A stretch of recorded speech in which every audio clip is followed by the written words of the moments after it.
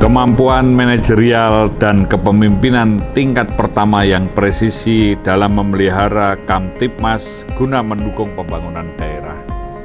Dari konteks ini kita kaitkan bagaimana fungsi kepolisian, khususnya para pemimpin Polri pada lini tingkat pertama sebagai pemimpin yang presisi dalam memelihara Kamtibmas agar dapat bermanfaat untuk mendukung pembangunan daerah.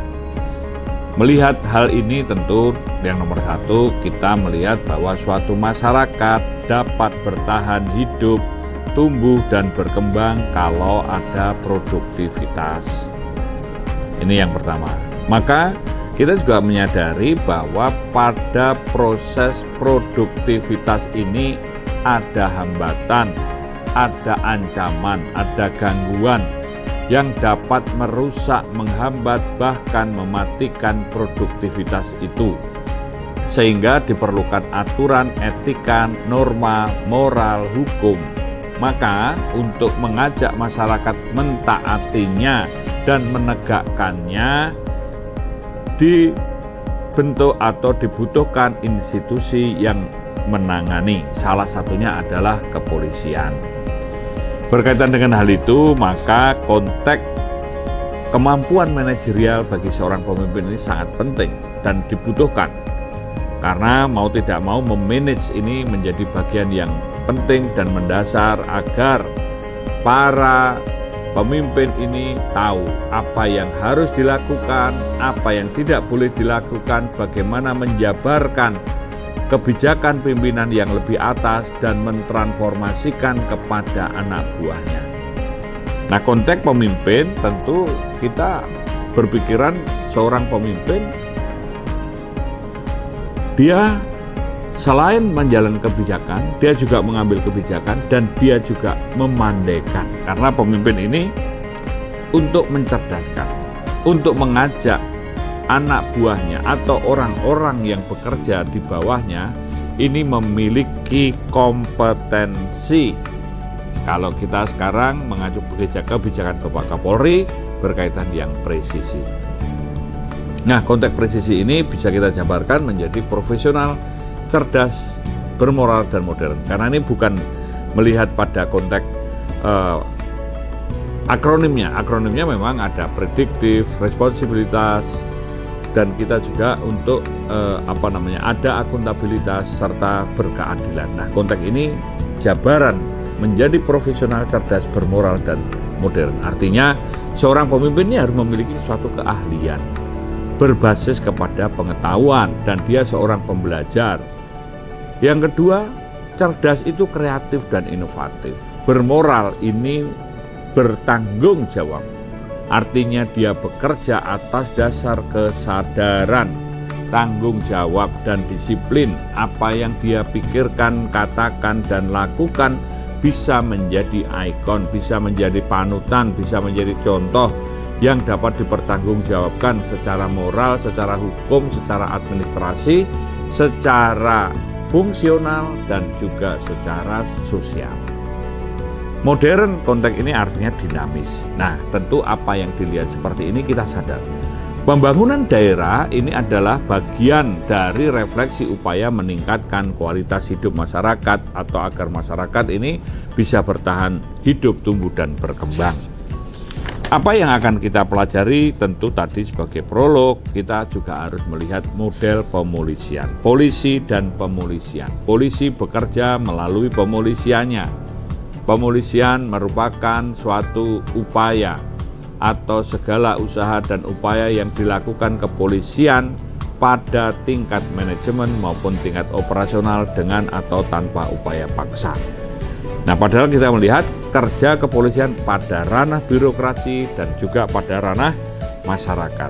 Nah, disinilah tentu kita bisa melihat bahwa di era sekarang ini kita sadar bahwa bagaimana dalam birokrasi kita harus juga membuat suatu perencanaan, memikirkan bagaimana merencanakan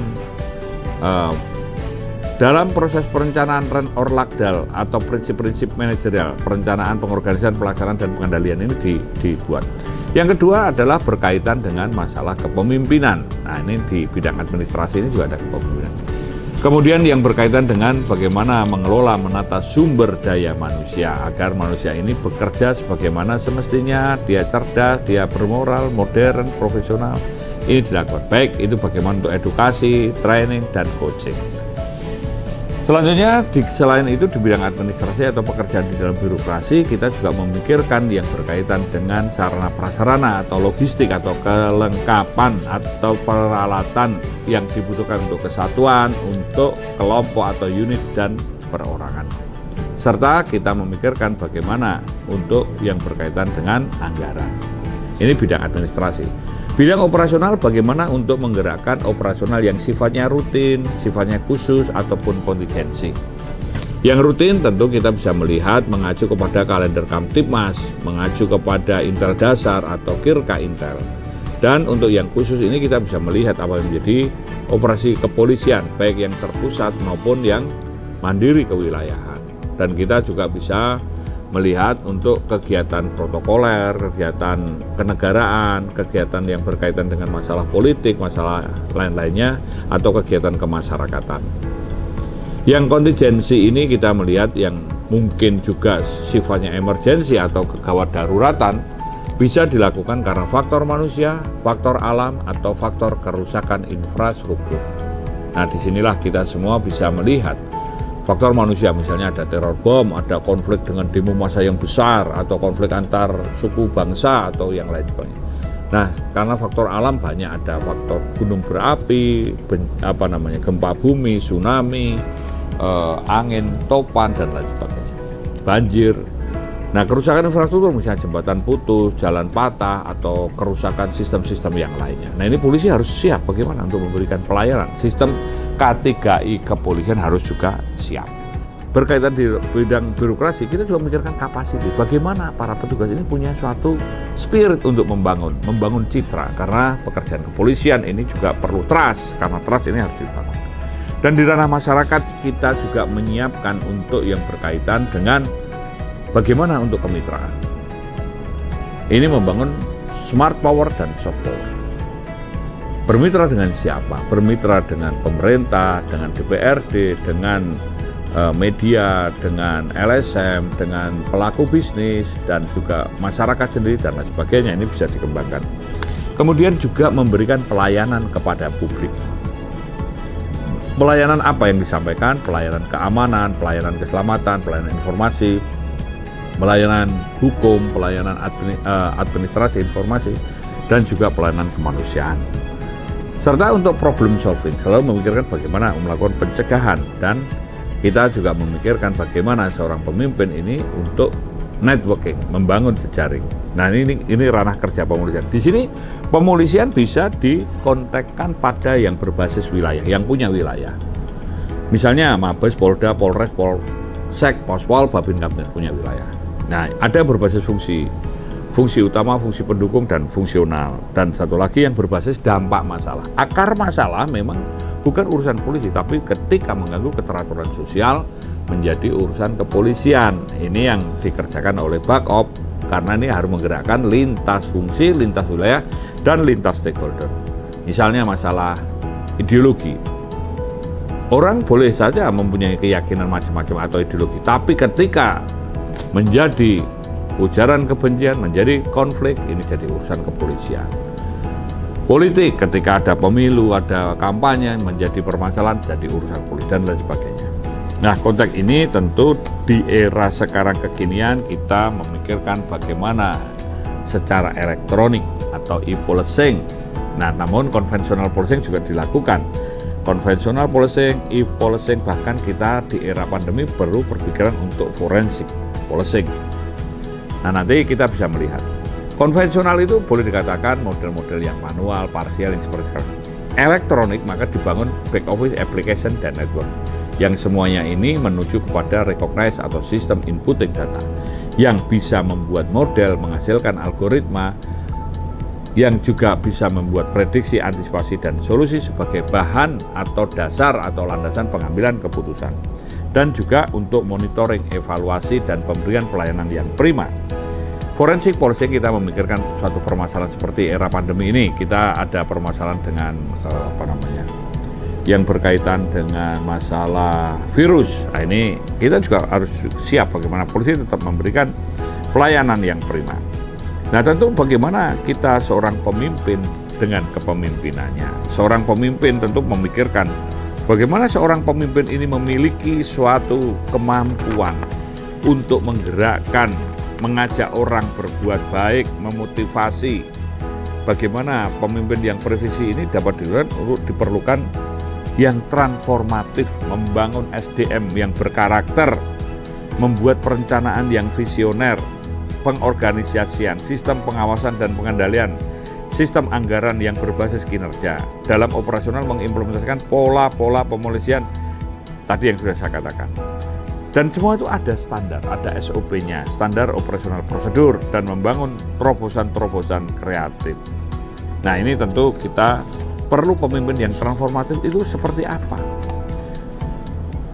Di dalam kita melihat pemimpin yang transformatif adalah pemimpin yang berani untuk belajar dan memperbaiki kesalahan masa lalu, siap menghadapi tuntutan, tantangan, bahkan ancaman di masa kini, dan mampu menyiapkan masa depan yang lebih baik. Pemimpin yang transformatif ini tentu kalau kita melihat banyak juga bisa menjadi teladan, panutan, tempat curhat, tempat memotivasi, bisa komunikatif, dan seorang pemimpin ini juga bisa boleh dikatakan menjadi role model. Nah, kalau kita mengatakan mampu belajar memperbaiki kesalahan masa lalu, siap menghadapi tuntutan, tantangan, dan ancaman di masa kini, dan mampu menyiapkan masa depan yang lebih baik. Implementasinya seperti apa? Yang pertama jelas bertakwa kepada Tuhan Yang Maha Esa atau beriman kepada Tuhan Yang Maha Esa. Yang kedua visioner. Yang ketiga berani, jujur, inspiring atau menginspirasi, tekun dan pekerja keras, dapat menjadi role model, berwawasan luas, memberdayakan, jujur dan bersemangat, mampu menjadi motivator dan konsultan. Nah, di tingkat pertama seperti apa? Di level Kasat, level Kapolsek, tentu ini seorang pemimpin atau level apa saja, selalu apa yang saya katakan inspiring, mengajarkan yang baik, mengajak orang lain berbuat baik, memotivasi, memberi solusi. Dan ini tentu sesuai dengan fungsi bagiannya, pada prinsipnya sama bisa kita jabarkan sesuai dengan pada bagian atau di mana kita tugas. Paling penting adalah kita bisa menjadi suatu role model. Itu nomor satu, karena itu sangat penting. Bagaimana orang anak buah itu percaya atau bisa ini melihat dia akan segan, sungkan, hormat karena ada yang dia lihat sebagai role model dan menjadi idaman ideologinya. Di era digital, di era sekarang harus paham teknologi. Setidaknya tahu sistem data, analisa data, menggerakkan dan menggunakan back office application dan network, dan berkaitan dengan e-policing tadi. Sehingga kita ini mengerjakan secara preemptif, preventif, represif, bahkan rehabilitasi itu semua presisi.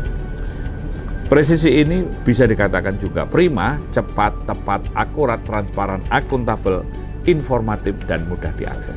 Pemimpin itu pembelajar dan selalu belajar. Dan pemimpin itu juga mendengarkan. Pemimpin juga berkomunikasi. Ini juga memberikan solusi, menjadi jembatan, dan juga memotivasi.